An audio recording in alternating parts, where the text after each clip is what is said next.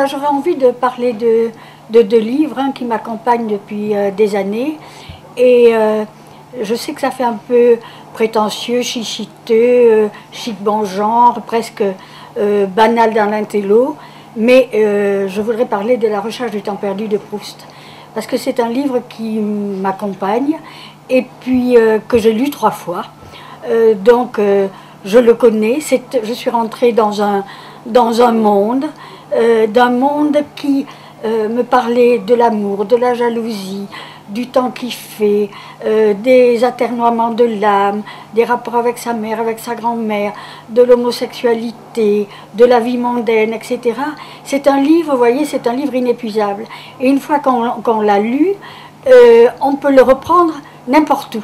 C'est-à-dire, vous l'ouvrez, vous avez un petit coup de blues, vous prenez un petit coup de Proust, n'importe où, dans Sodome et Gomorrhe, du côté des Guermantes, dans Un amour de Swann, et vous lisez quelques pages, et il y a une espèce de fluidité littéraire, de politesse du cœur, d'intelligence de la littérature. On est subjugué, on s'assied dans son fauteuil, et on revient guéri de soi-même, parce qu'on est rentré dans le monde de Proust. Ensuite, je voudrais parler d'un livre très difficile qui est sorti l'année dernière, qui est Claustria de Régis Geoffrey. Difficile parce que le sujet est impossible. Il s'agit de ce père incestueux, père de ses propres petits-enfants, qui a enfermé sa fille dans la cave pendant un temps invraisemblable. J'hésite entre 18 ans et peut-être un peu plus.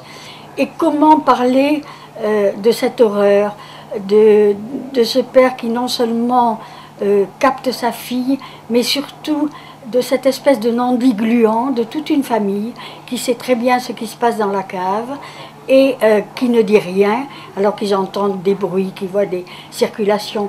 18 ans de silence, c'est pas possible. Surtout que le père n'a pas hésité d'engrosser sa fille je ne sais combien de fois.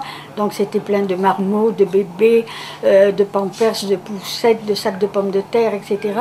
Et soi-disant, personne n'a rien vu. Et ce qui se passe entre le père et la fille, c'est évidemment, est-ce que le père est bourreau? Est-ce que la fille, effectivement, est victime?